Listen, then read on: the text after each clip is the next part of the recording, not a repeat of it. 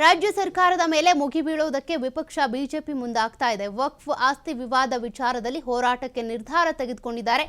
ಇವತ್ತು ಮತ್ತೆ ನಾಳೆ ರಾಜ್ಯದಾದ್ಯಂತ ಹೋರಾಟ ಮಾಡಬೇಕು ಅಂತ ಬಿಜೆಪಿ ನಾಯಕರು ಕಣಕ್ಕಿಳಿದಿದ್ದಾರೆ. ನಮ್ಮ ಭೂಮಿ ನಮ್ಮ ಹಕ್ಕು ಎಂಬ ಶೀರ್ಷಿಕೆಯನ್ನ ಇಟ್ಕೊಂಡು ಬಿಜೆಪಿ ಹೋರಾಟಕ್ಕೆ ಸಜ್ಜಾಗಿದೆ. ಅಂದ್ರೆ ಸಹಸ್ರ ಸಂಖ್ಯೆಯಲ್ಲಿ ಪ್ರತಿಭಟನೆಗೆ ಹಾಜರಾಗುವುದಕ್ಕೆ ಬಿಜೆಪಿ ರಾಜ್ಯಾಧ್ಯಕ್ಷ ಬಿವೈ ವಿಜಯೇಂದ್ರ ಕರೆ ಕೊಟ್ಟಿದ್ದಾರೆ.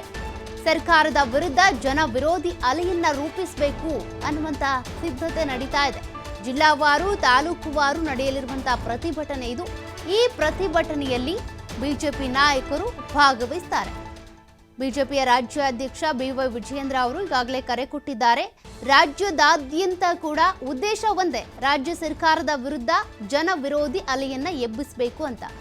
ಅದನ್ನ ಆ ರೀತಿ ಮಾಡಬೇಕು ಅನ್ನುವಂಥ ಕಾರಣಕ್ಕೆ ಈಗ ವಕ್ಫ್ ವಿಚಾರವನ್ನ ಮುಂದೆ ಇಟ್ಕೊಂಡು ಬಿಜೆಪಿ ಹೋರಾಟಕ್ಕೆ ಸಜ್ಜಾಗಿದೆ. ನಮ್ಮ ಭೂಮಿ ನಮ್ಮ ಹಕ್ಕು ಅನ್ನುವಂಥ ಶೀರ್ಷಿಕೆಯನ್ನ ಇಟ್ಕೊಂಡು ರಾಜ್ಯದಾದ್ಯಂತ ಜಿಲ್ಲಾವಾರು ಇರ್ಬೋದು, ತಾಲೂಕುವಾರು ಅಲ್ಲಲ್ಲೇ ಒಂದಷ್ಟು ಸ್ಥಾಪನಾ ಕೇಂದ್ರ, ಅಂದರೆ ಈ ಪ್ರತಿಭಟನೆ ಮಾಡೋದಕ್ಕೆ ಅಂತ ಅಲ್ಲಲ್ಲೇ ಪ್ರತಿಭಟನೆಗೆ ಕರೆ ಕೊಟ್ಟಿರುವಂಥದ್ದು. ಆಯಾ ಜಿಲ್ಲೆಯ ಒಂದಷ್ಟು ಬಿಜೆಪಿಯ ಜಿಲ್ಲೆಯ ಅಧ್ಯಕ್ಷರು ಇರ್ತಾರಲ್ಲ, ಜಿಲ್ಲಾ ಅಧ್ಯಕ್ಷರು, ಅವರು ಇದನ್ನ ಜವಾಬ್ದಾರಿ ತೆಗೆದುಕೊಳ್ತಾರೆ.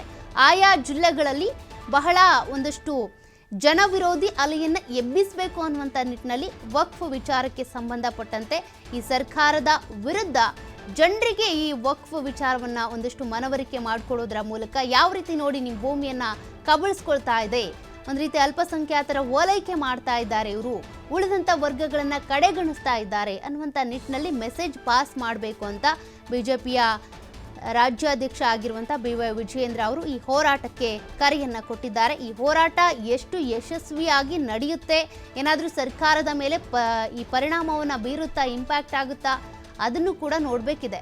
ಬಹಳ ಬೃಹತ್ ಸಂಖ್ಯೆಯಲ್ಲಿ ಜನರು ಇದರಲ್ಲಿ ಭಾಗವಹಿಸಬೇಕಂದ್ರೆ ಬಿಜೆಪಿಯ ನಾಯಕರಿರ್ಬೋದು, ಮುಖಂಡರಿರ್ಬೋದು, ಬೂತ್ ಮಟ್ಟದಿಂದ ಹಿಡಿದು ಜಿಲ್ಲಾ ನಾಯಕರಿರ್ಬೋದು, ಇವರೆಲ್ಲರೂ ಕೂಡ ಭಾಗಿ ಆಗಬೇಕು ಅಂತ ಬಿವೈ ವಿಜಯೇಂದ್ರ ಅವರು ಕರೆ ಕೊಟ್ಟಿದ್ದಾರೆ. ಬಟ್ ಇಲ್ಲಿ ಬಣ ರಾಜಕೀಯ ಇರೋದ್ರಿಂದ ಈ ಒಂದು ಪ್ರತಿಭಟನೆ ಅಥವಾ ಹೋರಾಟ ಎಷ್ಟು ಸಕ್ಸಸ್ ಆಗುತ್ತೆ ಅನ್ನೋದೇ ಇಲ್ಲಿ ಒಂದು ರೀತಿ ಸಂಶಯವನ್ನು ವ್ಯಕ್ತ ಮಾಡಿಸ್ತಾ ಇದೆ. ಯಾಕೆಂತಂದ್ರೆ ಬಿವೈ ವಿಜಯೇಂದ್ರ ಅವರ ವಿರುದ್ಧ ಈಗ ಶಾಸಕ ಬಸನಗೌಡ ಪಾಟೀಲ್ ಯತ್ನಾಳ್ ಅವರು ಕೂಡ ತೊಡೆ ತಟ್ಟಿದ್ದಾರೆ. ಅವರು ಒಂದು ರೀತಿ ಪ್ರತ್ಯೇಕ ಹೋರಾಟ ಮಾಡ್ತೀವಿ ಅಂತಾನೆ ಸಜ್ಜಾಗ್ಬಿಟ್ಟಿದ್ದಾರೆ. ಇದಕ್ಕೆ ಸಂಬಂಧಪಟ್ಟಂತೆ ಕೂಡ ಪ್ರಧಾನಿ ಮೋದಿ ಅವರಿಗೆ ಅವರು ಪತ್ರವನ್ನು ಬರೆದಿದ್ರು. ಹಾಗಾಗಿ ಈ ಬಣ ರಾಜಕೀಯ ಕೂಡ ಬಿಜೆಪಿ ನಾಯಕರು ಮಾಡ್ತಾ ಇರುವಂಥ ಈ ಹೋರಾಟಕ್ಕೆ ಪೆಟ್ಟು ಕೊಡುವಂಥ ಸಾಧ್ಯತೆ ಕೂಡ ಇದೆ. ನೋಡೋಣ ರಾಜ್ಯದಾದ್ಯಂತ ಇವತ್ತು ನಾಳೆ 2 ದಿನಗಳು ಕೂಡ ಯಾವ ರೀತಿ ಬಿಜೆಪಿ ಹೋರಾಟ ಮಾಡುತ್ತೆ ಅಂತ.